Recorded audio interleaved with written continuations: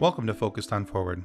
The purpose of this podcast is to focus on recovery from life situations, be it a disease, chronic or acute, perhaps the loss of someone so dear to you in death, or a change of life patterns that has affected you so profoundly that you have no choice but to find your new normal and become focused on moving forward. Each episode is designed to show the positivity that people bring to each and every one of their stories, the successes they've had, ways that they have become so definitively focused on moving forward.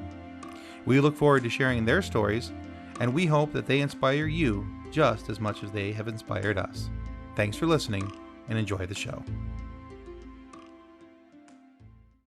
Hello and welcome to Focused on Forward. Today we're going to talk with Michelle Clouser, and we're going to talk with her about her journey in life, where she was at, how she's gotten to where she is, and how she had her ability to become focused on moving forward no matter what obstacles life put in her way. So Michelle, we're very, very grateful to have you on this afternoon. And whenever you're ready to get started, go ahead and go. Okay. I think I'm going to just start with the beginning. I was raised in Massachusetts, and I had my mom and my dad, and we had three siblings. I have three siblings. I have two sisters, and we always kind of felt like we wanted more.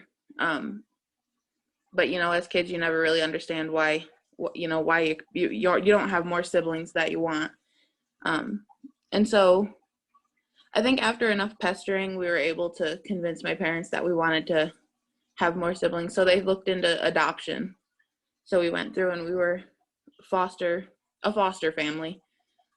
So we had a lot of people, come in and out, and, not many stayed too long until we hit a brother and a sister. They came super, super young. I think my sister was maybe 6 months old when they got there. And they had been, really abused by their biological mom. So as any, normal parent would do, my parents really wanted to focus on, making sure that the two foster kids felt loved and cared for, and that they were safe. And it was fine for a few years, and then it escalated, and, my mom started to realize, I can make money and I can get, free stuff from taking care of more and more kids. Like, I've got an additional income from these two. And so all of a sudden we were having 5 or 6 kids in a 3-bedroom house, coming in and out. And I think it really started to hit my siblings, my biological siblings, that my mom was more focused on helping these kids than she was to be around us and spend time with us. And at some point around, I want to say the 4th foster kid that we had come in, we noticed that something was, different with my mom, and she wasn't, the happy-go-lucky, love the kids, spend the time with them, hang out with them outside, go swimming with them. And she was really aggressive, really angry and really aggressive a lot. And it kind of we all realized what happened when I was 13. My grandpa was in the hospital. He had some kind of surgery. We couldn't remember quite what surgery. But my mom had met this man that was in the hospital room with my grandpa. And he had come from a halfway house because he had punched out a window. And once he had left the hospital, my mom would drive 2 hours to go visit him in jail. She used to go to his court dates with him. She'd leave us home alone. And I think at that point, I was old enough to watch the kids, but you're still kind of curious. Okay, where's mom? What's going on? What are we doing? We don't have dinner. We don't have this or that. And my aunt they started to catch on and figure out, okay, something's not right with Lisa, my mom. So we got to try to figure this out and figure out what's going on, because my dad works. He worked as a vice principal for a troubled youth home. And he wasn't around as much as he could be because he was the only person that worked in the family. So my aunt really kind of took up, making sure we were okay. We had food, we had meals, we had everything that we needed. And when I was 14, we ended up realizing that she had been going to court with the guy that she had met in the hospital room. And that was kind of the tipping point where my aunt and my sisters were like, okay, well, we're going to go down there and figure this out and straighten this out. And so my sisters, we all went down, and in the courtroom, my middle sister, and we do have a reputation of being a little hot-headed and getting a little angry very quickly, ended up seeing my mom in the courtroom. And, as any 10-year-old, like, there's mom, like, hey mom, like, come here, come sit with us, like, what's going on? The judge, my sister got hysterical, and the judge said, if this is your daughter, you need to calm her down. And my mom said, no, that's not my daughter, I'm with him. And that kind of really was the tipping point where we were like, okay, maybe she doesn't care about us as much as we think she does. And so on the way home, everybody was hysterical. My sister was hysterical in the car. And I think they stopped at a rest stop or like a pull off on the highway. And my sister hopped out of the car and went running towards my mom's car. And my mom took off and almost run my sister over. And Man, that was, I think that was a really hard time for my sister, because it's like, okay, my mom's supposed to protect me and love me, and here she is almost running me over. Yeah, that was a little tough to take, denied by your mother and then almost, run over by her all in the same day. Yeah, and it wasn't like it was, denied in private. It was in this huge courtroom by all these random people that my sister, you don't know who you're around. You don't know what's going on. A very public thing. And I think that with, my whole family, all my siblings do have, issues from everything that happened with our childhood. But my sister really does, hold on to a lot of pain from just this situation alone. And it's hard for her to, still comprehend. And I think she still tries to fight for my mom to try to get her to prove that she still cares about us, kind of thing. So did you ever discover why she was going down to the courthouse with this other man? It turns out that he was arrested for, I think he was dealing a certain kind of drug. I'm not 100% which one it was. But it was a new type of drug up north, and I'm from Massachusetts, so I say up north. But it was a new kind of drug that hadn't really been around, and my mom got excited that it was something that she could use and, not have to be present in like the day-to-day life. So a lot of what she was getting from this guy was drugs. She got drugs and she would pay for, his gas. At one point, she stole my grandparents' credit cards and maxed them out from just like gas stations, cigarettes, snacks, like the most random stuff. So she was funding him, he was funding her with drugs. Yeah, it was like a dual purpose relationship. She was getting the drugs and he was getting just, random life necessities that he thought he needed for free, kind of. I mean, besides the drugs, but it was just solely drug fueled situation. And it really kind of escalated from that, because it was always her going down there. It was never him coming up to our house or around our family until one year. We always kind of nosed through our parents' closets. We were like, okay, we're going to try on mom's shoes. My sister would try on my dad's firefighter jacket. He had a huge reflective jacket we all loved. And one time we were going through the closet and we were like, oh, wow, we've never seen these shoes before, because they were big, huge steel toe boots, like the big that go halfway up your calf. And we were like, okay, well, we've never seen these. And on the inside little tag, it said his name. And we had all recognized his name because we've heard my aunts, saying, I called the courts about this and I found his, like, so-and-so. And we were like, oh, wow, okay. Like, so his stuff is in our house. So does that mean he's been here? Or does that mean, she's still seeing him after she had said, I'm not around him anymore. And at that point, it was me and my two sisters and my brother. And we were all so angry. We dragged all the stuff out into the front yard. And I still kind of laugh thinking about it because we, 16, 14, and 12. And we were all out there trying to light the stuff on fire with whatever we could find. And my sister tries to pee in a shoe, and like just these little kids out here like standing doing the most random stuff around this clothes. And that was like the first time we realized he was coming around.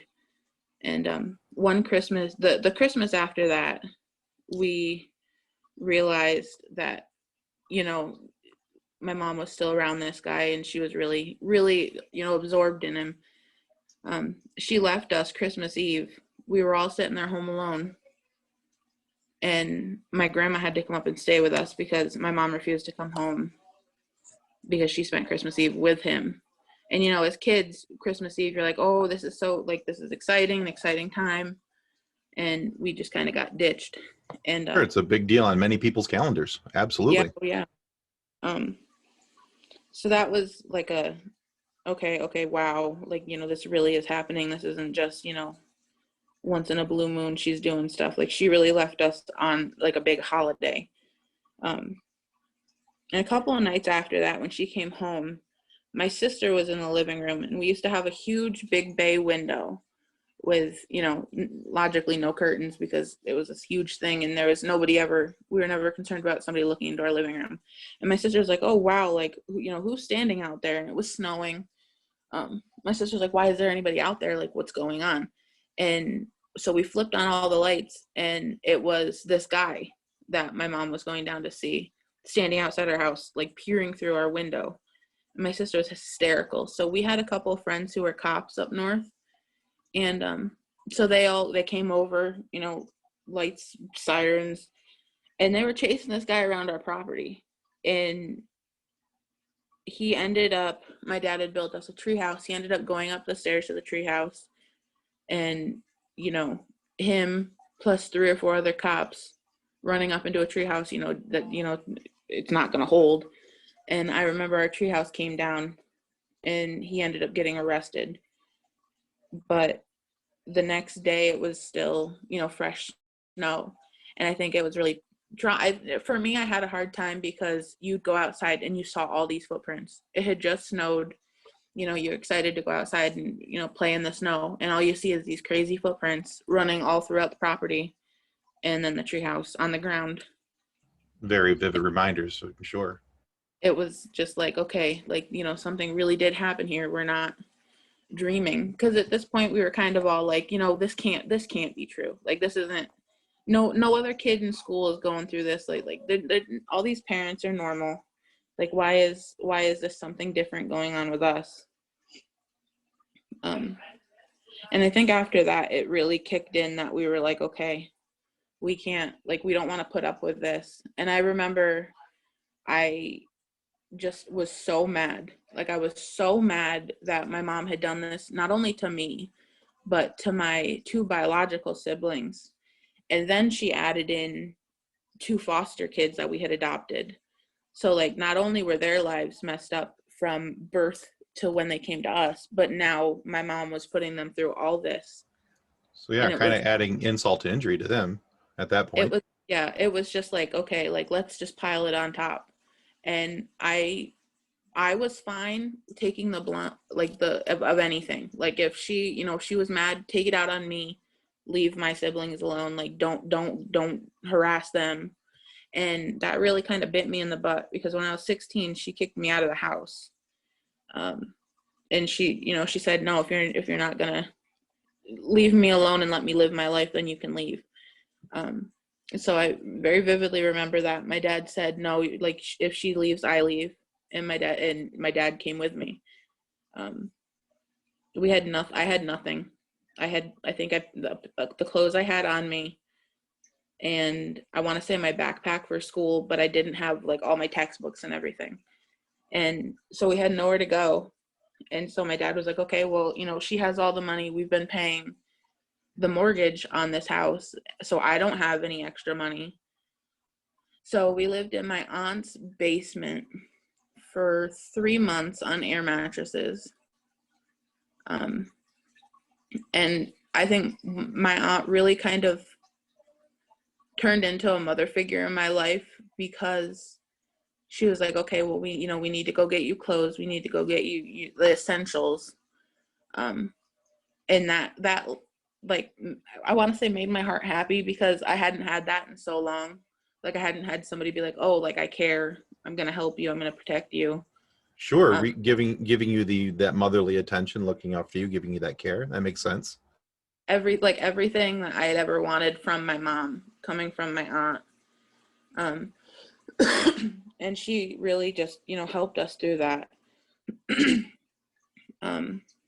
But then it got to the point where I couldn't see my siblings, and I had been turned into this villain. Like, I was trying to hurt them, and I was, going to try to kidnap them, and all this just stupid stuff that no 16-year-old would do, or like would act like. And I was so mad that all my childhood stuff, like my, I had pictures, and anything I ever had growing up was in that house. And so I remember I used to plot to try to, sneak in the windows, and I'm going to go after this day. Like, I need to get this from here. And one day my mom was somewhere, and my sister let me in, and I was like, okay, like, I got to run for the closet. I'm going to grab, I had a box of, like, letters and cards I'd ever gotten, and like a picture of my uncle who had died. And I had a picture of like me at like my 15th birthday, and all these super important memories of mine in a box. And I was like, I'm going to go for this box. If that's all I get, that's all I get. And I remember grabbing the box and holding on to it for dear life. And I remember so vividly hearing my mom rounding the corner, because she thumped really hard when she walked, and she has a bad hip, so she'd kind of drag her foot a little bit. And I heard that, and my heart started beating out of my chest. And I'm like, okay, I got to get out of here. I got to protect this box. If anything else, I'm protecting this box. And she used to get really aggressive. Like, she'd not push you, but kind of slam into you with her chest, and like kind of like just slam you out of the way, slam you which way. And she'd get in your face, and she'd just push and push with her chest. And like that situation, it was like, okay, you're supposed to be my mom. Like, why are you all I want is, this picture of my uncle. I want the picture of me and my friends. Like, I want this and that. Like, it's nothing like monetarily important. Like, you can't sell this and get $1,000 for it or whatever. Like, let me leave with this. And I think I ended up like swinging around, and I ran out the door, and I ran, and we left. And it was just like, I was in my aunt's van, hysterical, sitting on the floor, because it was one of the old vans that didn't have the seats unless it was in the back seat. And it was just like, this box was so important to me, and I couldn't get the stupid box. And after that, it was like, okay, well, if I can get this box, I got to see if I can get something else. My grandpa had they had used all their money to buy me a laptop for high school, because we were just entering high school. And I was like, well, I need this laptop. I'm not going to give her the satisfaction of having it. And she had heard through the grapevine that I was going to try to get it. So she had locked it in the spare tire part of her Jeep. So I couldn't get it. And I, finagled my way into telling my sister, okay, hey, get this key or have it unlocked. I'm going to come up with Grandpa and my aunt, and we're going to pull in. I'm going to jump out, grab the laptop, and run. And a lot of it's really traumatic, but I'm at the point where I kind of laugh, because I just imagine, this big old 16-year-old me running down this driveway, pulling into the house. My aunt had a green van that the door slid open on the side. So I pulled in, went running down the driveway. My grandpa's sitting in the back seat of the van waiting for me to jump back in so he can shut the door. And I'm just running down the driveway. I opened the trunk of the car, and my mom saw me running and started to come out, but she moved slower. and I could outrun her. So I jumped in the Jeep and I whipped open the spare tire part to the car, grabbed my laptop, and just like I did with the box, held on for dear life. And I turned around to take off running, and she grabbed me. And all I remember that day was spinning around so hard, trying to like outmaneuver her. And she held on and she went whipping to the ground. And I was terrified. I was like, oh, I'm going to get arrested. I'm going to get put in jail. I'm never going to see my family again. And all I remember hearing my grandpa was run, run, run. And so I just took off running, and she was screaming after me, you're going to be arrested. You're never going to see the light of day. You're never getting out of jail. And I just jumped in the car, and my aunt peeled out of there. And it was so hard because it was like, these are, just basic things that I needed. I needed, a computer to write essays on. And at that point I was the editor for the design for the school paper. So it was like, okay, I really needed a computer to be able to, set up the school newspaper. I'm not going to be able to do this, just by hand or anything. And that I still like very vividly remember that stupid laptop situation because how old were you at this point? You were 16, you said? 16. I was, I think, 15 and a half because it was around my birthday, and up north you can get your license or you can get your permit at 15 and a half. So it's okay. 15 and 16. So up to this point, that's a couple of really traumatic instances you've already talked about with things you've had to deal with all of that. Yeah. It happened so fast, but when you're like going through that situation, it felt like it really just dragged out. And it was like, oh wow, like this is taking forever. But then when I look back, it's like, okay, wow, this really happened, in the course of a year, 2 years. But I mean, yeah, in the middle of things, our brain tends to slow things down, and what may be happening in this matter of moments seems to take, hours, forever, whatever it may be. Yeah. Oh yeah. Oh, 100%. But even like when we did finally my dad got an apartment, it felt like it took so long, and we had been through so much, and it was just insane that this had all happened. And I'd tell people like what happens at home, they're like, no, like that's not, like there's no way, like there's no way. And we had a few of our police friends that were like, yeah, we got a call for this house, this address, like so and so said this. And then people started to believe it, and they realized that maybe my mom wasn't all right in the head or something was going on somewhere. But even like with everything that happened with my mom, we always tried to kind of fix her. Like we were like, okay, we want my mom. I want my mom back. I want, the mom I've always wanted. So let's try to find like a rehab for her. If, if drugs really is the issue that she's having, or alcohol, like let's try to figure it out. Like let's, so my grandpa sat down and my mom sat down, and my grandma and my grandpa, my aunt, my uncle, we all sat down. We were like, okay, well, we're going to try to figure out like where can our insurance help like take her if she's having this issue. So we ended up having like 3 or 4 interventions, and every time, I'm so sorry, like I'm never going to do this again. I want help.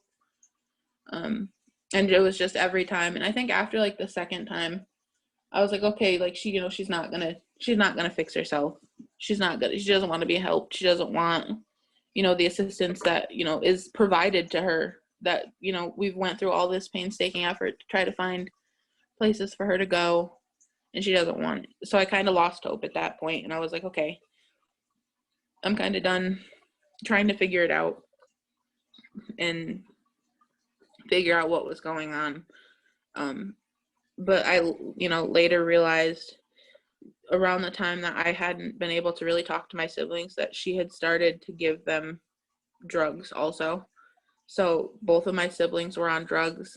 Oh no. And it was really hard because I saw my sister just getting skinnier and skinnier, and it was like, okay, like this isn't like, this isn't just like a weight loss thing. Like you could tell like her face was sunken in. And there's still one picture that I know she has somewhere, And she looked like a zombie. Like her face was so sunken in. It was like, okay, something's really going on. Yeah, there's a drastic difference between weight loss and drug fueled weight loss. It's night and day. It was a scary thing because, you know, it was right around the time, like, you know, opioids really had kicked up, and it was a lot of people were dying. Like they didn't really know how to treat overdoses, like as well as, you know, they do nowadays with Narcan and stuff. They didn't really know. And I was like, okay, I'm going to be getting a call one day that, you know, my sister's dead on the floor and my mom's standing over her body laughing. Like it was terrifying, but I feel like it was kind of like a necessary evil to kind of get where we all are today. But, you know, around the time she started giving everybody drugs, my mom used to drink very, very, very heavily too. And, you know, I think a couple times she had tried to combine drugs and alcohol. And at one point I was in college, she ended up bleeding out. And so I had to drive from Vermont to Mass, and they were like, well, you know, she's not going to make it through the night. And I was like, okay. So here I am driving down. She got out of the hospital. She ended up getting transfusions and stuff. 2 weeks later, she was back in the hospital for drinking and drugs again. And I was like, okay, well, at this point, you can kind of tell you really don't care to live. If this is, you know, the doctors told you can't do this, you can't do that, you can't take this, you can't take that. Like, you need to be cautious. And you just went right back to doing whatever you wanted to. And she just kept doing it and kept doing it. And at one point I just gave up. I was like, okay, I'm going to live my life for me. I have to try to, you know, set my situation up right. And that was around the time I met Seth, my husband. And we got married in 2012. A month after I got married, my dad had a heart attack. And he ended up needing a sextuple bypass. He had different tears and clots, and it was intense.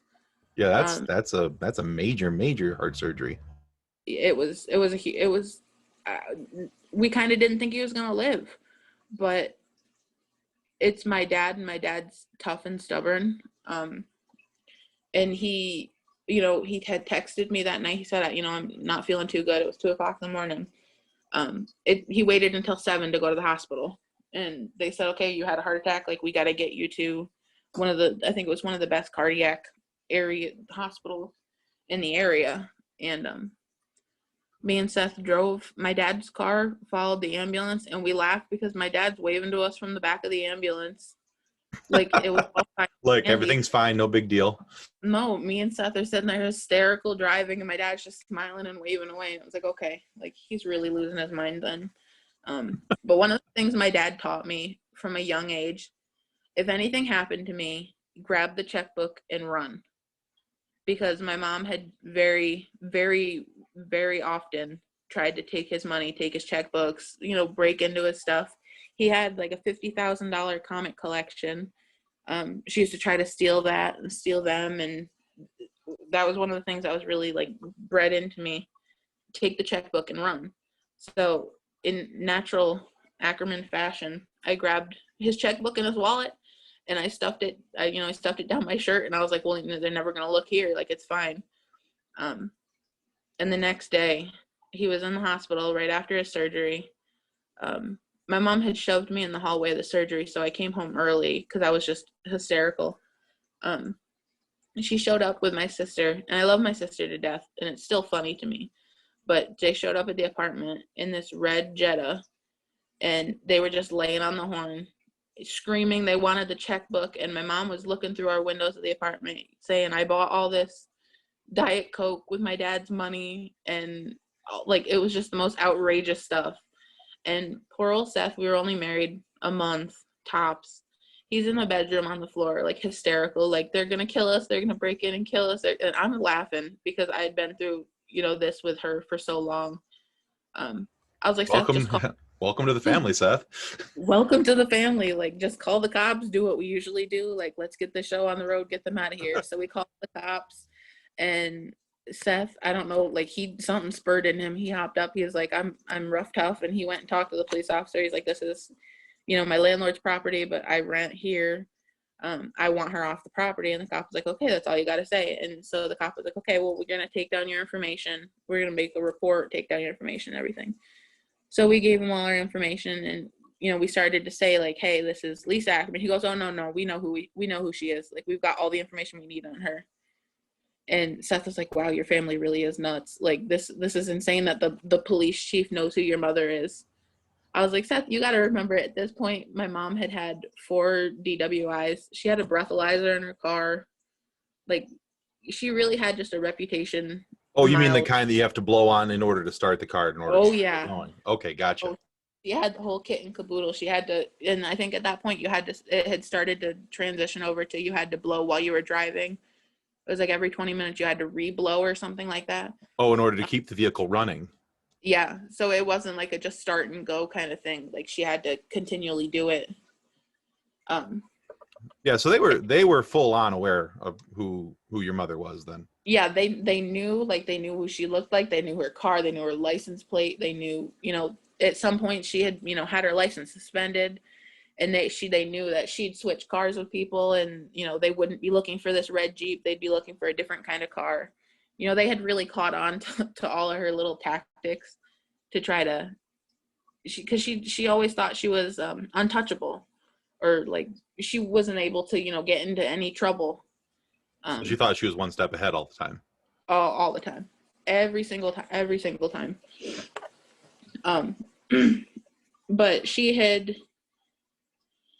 I want to say, she kept me from my dad because she had convinced my dad to move in with her so she could take care of him. So she had kept him 4 months, and I wasn't able to see him until one night. I was like, I'm done. Like, this is bull. Like, I'm done. So I climbed through her apartment window when she was out drinking one night, and I went in, and because I had gotten stuff for Seth, and I wanted to show my dad I was so proud of myself. I had picked out this Celtics jersey all by myself. And my dad was like, why haven't you called? Like, why haven't you come to see me? I said, Dad, I've called you every single day.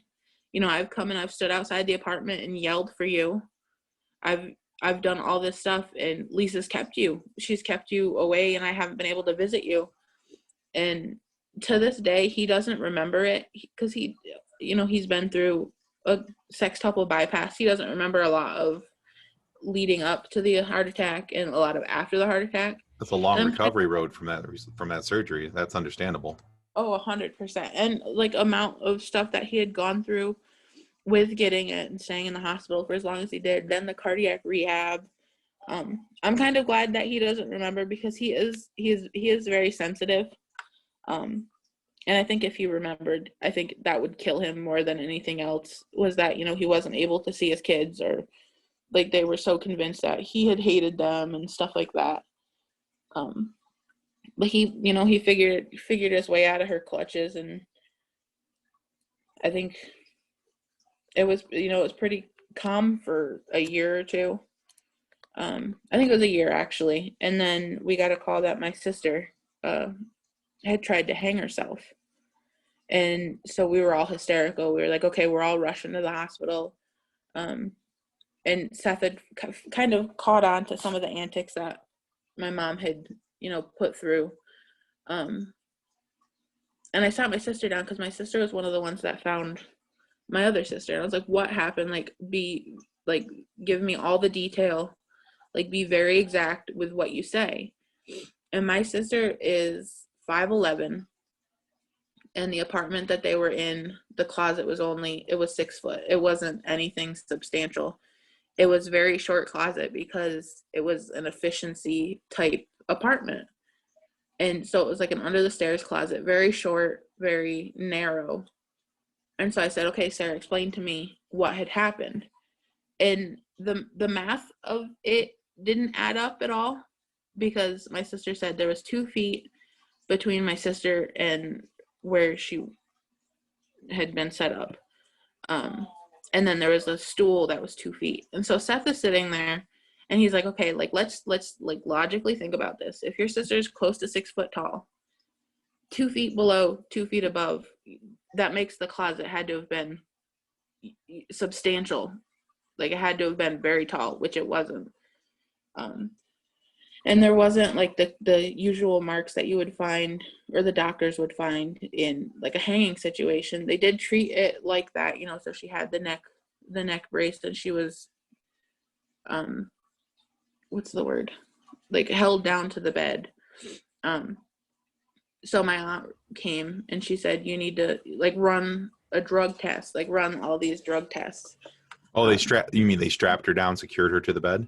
Yeah. So like Okay. she couldn't leave, couldn't do anything crazy. Yeah, the restraining straps. Yeah. I couldn't, for the life of me, couldn't think of the word. And no worries. And we sat there in the hospital room. They gave us a private room because of the nature of what had happened. And so it was me, my aunt, Seth, my sister, my dad, and my mom shows up. And my sister was still in school and she was learning French. So I was trying to help her to try to keep her, you know, her mind off of what we were there for. And so me and Sarah, we're just talking and trying to, you know, go over the French. And all of a sudden my mom starts singing. And me and Seth look at each other. We're like, what is going on? And up north, we lived in an area where Harriet Tubman during the Underground Railroad had brought the slaves through. So as part of our schooling, we learned a lot of like the slave songs that they would sing when they were traveling the Underground Railroad. That's cool. It was so cool. I loved living up there. But my mom was high and drunk in the middle of the emergency room, like that we were in, singing these old slave songs, laughing. And like everybody else is like, my sister just tried to take her life. Like, what are you doing? And Seth and my dad both were hysterically laughing at my mom because this was her. Like, she didn't care about anybody else. She wanted to get high. She wanted her fix. She wanted this and that. And so she used to sing in these slave songs. And we're like, okay, she's nuts. Like she's completely lost it. How are you so happy if your daughter, you know, just tried to take her own life? And so after that, doctor comes down and like, okay, we need to talk to you, like what she had in her system. My sister had 6 different kind of drugs in her system, none of which were prescribed to her or that she takes. These were prescription drugs, not street drugs that she was taking. It was street drugs it was prescription drugs that were, if they weren't prescribed to you, like they were very serious drugs. There was one with a K, and it was for bipolar episodes. Oh yeah, okay. But at that point, it was like a very heavily sold drug on the streets kind of thing. So she was taking other people's prescription drugs. Yeah. And my sister came around, and you know, we were like, what happened? You know, what's going on? Of course, after like the psychological evaluation and everything, what happened? She said, the last thing I remember is mom giving me a handful of pills. And so we said, so did you try to kill yourself? She said, no, the last thing I remember was taking the pills, and that's all I remember. So it turns out that my mom had tried to OD my sister and dragged my sister into the closet and tied one of her scarves around her neck. And at that point had yelled to my sister. And that was when my other sister had found her. Oh man. Wow. So my mom had kind of set up this whole plot to try to say my sister tried to hang herself. And the doctors were like, you know, this there's all these drugs in her system. There should be 0. And I don't 100% remember whatever happened with if Lisa got charged for that, because I was so mad. I was so mad that my sister had OD'd at the hands of the person that gave life to her, that, you know, was supposed to be there to care for her, was supposed to help her, like, do all the stuff and, you know, live a happy life. And my mom had felt it was okay to say, here, you know, here's all these pills, like, do with it what you will. And she just didn't care at that point. Um, That's insane, really.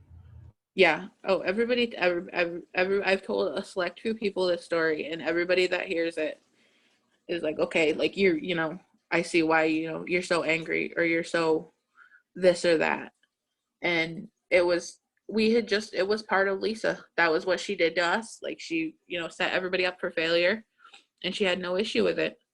She just didn't care about herself unless she was getting money to get a fix or she was getting the drugs herself.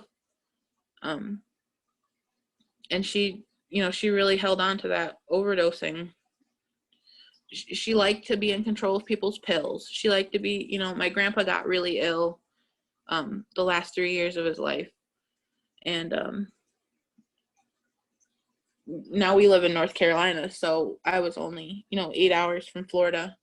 So I'd go down every couple of weekends to visit my grandpa. Um, and he ended up in hospice a few times. And so he entered like the palliative care. So like he needed morphine, to relax because his breathing wasn't right, and he all his organs were shutting down. And she really loved being in control of his drugs. And one night, my aunt was like, "Okay, something's going on down there with Lisa." Lisa was down there with my grandpa alone. Something's going on. So my other aunt caught a red eye to Florida. Sure enough, my mom was trying to overdose my grandpa with morphine. So he was, relatively vegetative state. And we had taken him, had the doctors come in and like, what's going on? Something's happening. And he was, he's fine the other day and something's happening. So we realized it was Lisa, and my aunt was like, I'm not leaving his side. He was sleeping in a hospital bed in the living room. My aunt was like, I'm sleeping on the couch. I'm going to watch. Like I'm a light sleeper. Anything happens, I'm going to be right here. One night, they got into a huge fight. My aunts didn't want her controlling the morphine anymore. So they all started just wrestling over the morphine. And I think my mom ended up getting it and hiding it. So my aunts were like, we're going to take shifts watching grandpa to make sure nothing happens. My aunt woke up, I want to say like 3:30 in the morning. I remember her texting me, my aunt texting me later that day. They woke up to my mom trying to pour more morphine into his mouth, because at that point it was the liquid morphine. And my aunt was like, Lisa, what are you doing? Like, we just gave him his morphine, not 30 minutes ago. She's like, oh, he's in pain. He's crying in pain. And my aunt was like, no, I've been sitting here listening to him. He's been sound asleep. He's not in any pain. Like, get away from him. You're not giving him morphine. And she just, had no issue with it. And the next day she was gone. She had just left. And that was kind of, I feel like it was, for a lot of people, like a telltale sign. Like, she got caught doing something she shouldn't have been doing, and she really honestly should have been arrested for. She was gone. I'm kind of even curious how she got into a point where she was even around and in charge of his medicines in the first place. I ask myself that every day of my life for the past 2 years. But my grandpa is a very, very big, was a very big fella. 6 foot, 250, 275. And my grandma was 4'5", 4'6", like a tiny little thing. And she got to the point where she couldn't take care of him alone. But because of her lung issue, she had to stay in Florida because Connecticut has really like harsh, sharp winters. So there needed to be someone there 24/7. So my aunt would fly in from Oregon, and she'd spend 8 weeks there, 2 months there. Then my other aunt would switch off from Connecticut and spend 8 weeks there. And then my other aunt would come down and spend 8 weeks there. And I think they got burned out very quickly with spending 24/7 taking care of, their dying father. I can understand that, having a few relatives taking care of their aging parents. that's a lot of work to be a caregiver, especially for your aging parents. That's a tremendous amount of work, even more so if they're ill. Yeah, and not even just work, like emotional. Like we watched, my grandpa was a father figure to me. We watched this giant of a person just shrivel down into like a shell. That's brutal. And that we all got overwhelmed. Me and Seth, we couldn't do much, but we could drive down a couple weekends a month and go hang out with them. But they got burned out very quickly, and so they resorted to, okay, Lisa, you need to help too. Hoping that it was her father. Maybe she wouldn't do anything stupid. Maybe it would mean more to her at that point. They were hoping. Yeah. Well, the joke was on us because she stole his Vicodin. He had back issues, severe back issues. Stole his Vicodin and just tried to overdose him. So after that, we were like, okay, she's not coming back. Like this is not how this is happening. And if she does come back, it'll be when someone is here. So I think she went down maybe once after that situation, but I think it was 6 or 7 months later. And it was when my other aunt was there. And even then she tried to take over the morphine and she tried to take control of it. And I just wondered if, there was maybe something mentally wrong, if like the drugs had happened, really gotten a hold of her brain and she wasn't thinking the way she could think. And it was like, you just tried to kill your father. Why do you think we're going to give you more access to his drugs? And I remember I was down there maybe 2 weeks before that, and before she came down, and me and Seth and my aunt were trying to figure out where to hide the Vicodin, where to hide the morphine. We had Seth install a fake plate in the like little, I guess it's a sunroom. We took out a dead light switch that wasn't working, and we put a light switch over it that was just completely closed. And we put his extra Vicodin in there so she wouldn't think, hey, I need a screwdriver to unscrew this because I'm going to go find the Vicodin.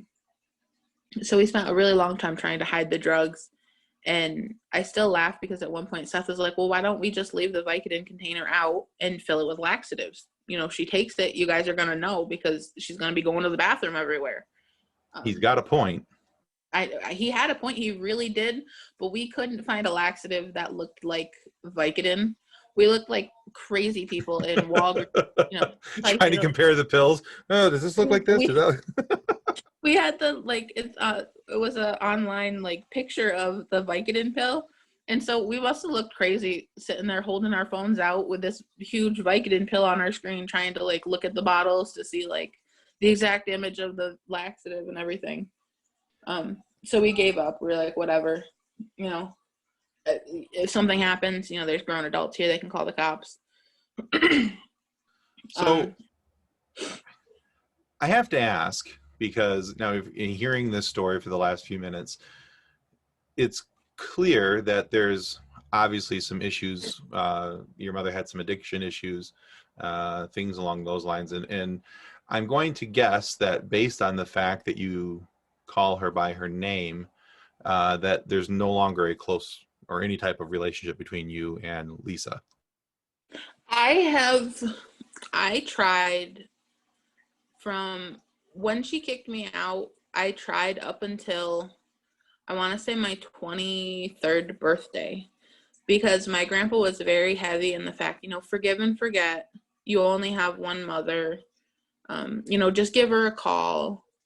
But at some point, try and yeah, okay. Yeah, at some point, it really clicked, and I think it was a huge part in Seth and some of the friends that we had acquired.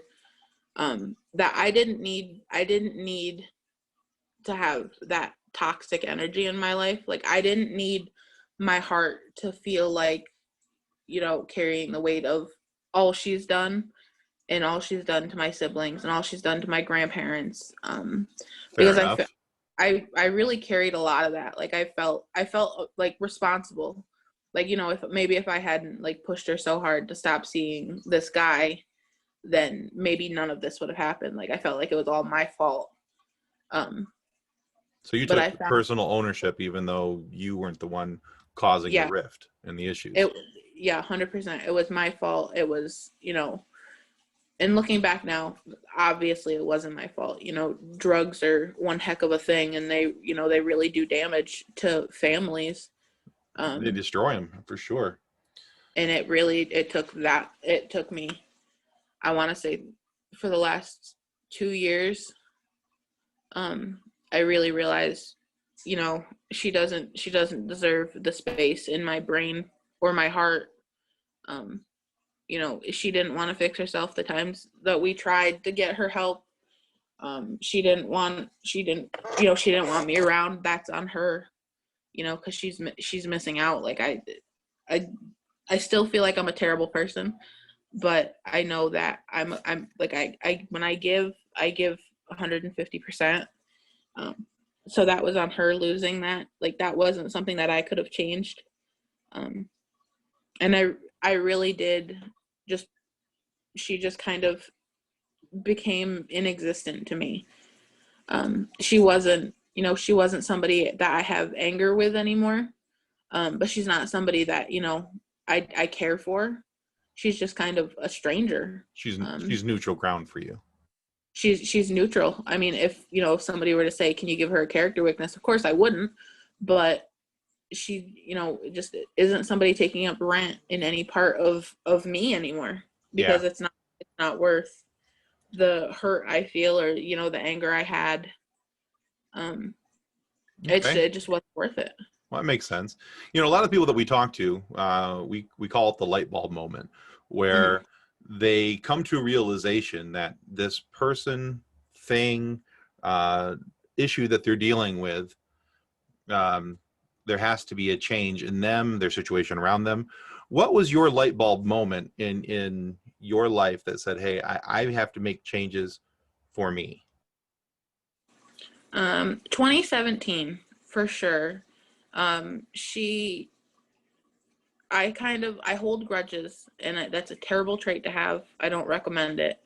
But she had just taken my dad's car in court, his only car that he had. And I was mad. I was so mad. I was livid. And me and Seth had gone up to visit a friend up north, and I saw her car in Big Lots, or not in Big Lots, in a local store. And I said, Seth, you have a pocket knife? And he was like, why? And I said, I wanted to slash your tires. Like, I was done with it. And Seth had said something to me. He said, it's not worth the pain. It's not worth you going through any more of this pain. It's not worth you feeling the way that you're feeling right now.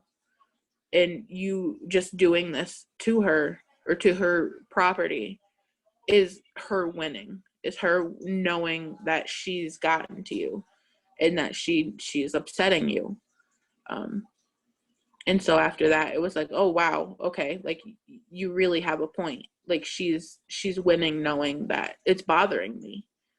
Yeah, any action you take back, absolutely, she's won. It was like, I don't know what was so significant about him saying that, but I think maybe just it coming from my husband, maybe it hit different or something. But after that, I was like, it's not worth it. Like, I'm going to live a happy life with me and my husband, and, the family that I care about, and the family that has been there for me from the get-go. Okay. Yeah. That all makes sense too. And it wasn't worth it. It wasn't worth anything. So I was like, okay, I'm going to let go of this. And it took a little bit in therapy, but nobody needs that toxic energy. Nobody needs that drama. You feel like you just live your life holding your breath, like waiting for, the next thing to happen, or the next upsetting thing for her to do to hurt you. But if you don't give them that time of day, or that rental space in your heart and your head, you can't be upset, or you can't be hurt by them anymore. Yeah, very much agreed. My dad calls it allowing people to live rent free. Yep. That they've taken this space for free, and that you're allowing them to stay there. So, Yeah. Yeah. Okay. So what do you do right now to help you stay focused on moving forward? Because when it comes to issues such as these are, these are emotional issues. These Mhm. are, they very much affect your the way you feel about yourself, clearly, the way you think about yourself, the way all these other things. How do you overcome those things on a day-to-day basis to help you continue to move forward? And I had a really hard time with it initially, but once you get a really solid support system, like a really solid group of friends, um they really like tell you, you're worth it, like your feelings are worth it, you know your your worth, and your, like, what you give to the world um measures above and beyond a lot of the bad that has been endured or that people have put out there. um so it took a really long time for me to be able to move forward and to figure out I can live my life, like I can live a happy life without any of that narcissistic energy, and having to deal with being so concerned, and the self-worth that I didn't have, growing up and going through everything. Like, I just felt worthless. And it took a while to find friends and family, and even friends that I call family, to help me realize that I'm worth something, and I deserve more than just putting up and staying around this person because we're blood related. Well, to use a saying that I hear you say quite often, 10 out of 10. 10 out of 10. 10 out of 10. Absolutely. I think you nailed it there, kid. Um, I'm glad to see that you're able to find value and worth in yourself. And I'm glad that that you have those around you that are able to find value and worth in you. Because personally, I think you're pretty cool. So, Well, thanks. because, for those listening, Michelle and Seth and I and my son Nolan, we all play video games together. We talk quite often. Now, I've known Michelle for a few years. We've talked for a few years. This is the first time I ever heard any of the things that she shared in this podcast with us tonight. So that's it's quite the story that you have, and quite the bit to have to work past. So I applaud you quite a bit to be where you are in your life. Well, I'm happy I finally reached the realization, and that I was able to get through all the baloney, and everybody's worth everything. Not everybody is as useless as other people may lead them to believe. Absolutely. So let me ask you one more thing. What is your parting advice for anyone who's living with or enduring a toxic relationship? I think number one is know your self-worth. Self-worth. That no matter what anybody tells you, that you deserve this situation, you're set up in this situation, that you deserve better, you deserve happiness, you deserve peace of mind, and just you deserve happiness. All right, very good.